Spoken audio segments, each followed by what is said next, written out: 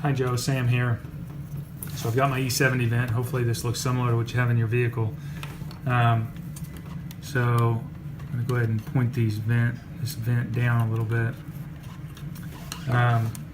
So I've got the vent kind of pointed, so it'd be on pointing toward the floor of the car, and then the legs I'm going to kind of push up a little bit.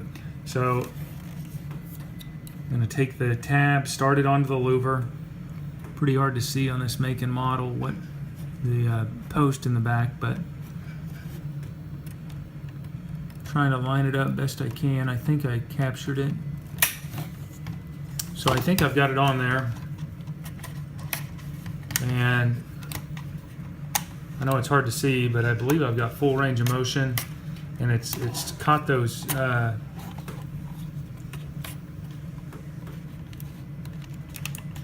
maybe that'll help.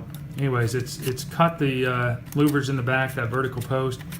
It seems to move those back and forth as well, no matter where I have the tab placed. So anyhow, look forward to hearing from you. Thanks.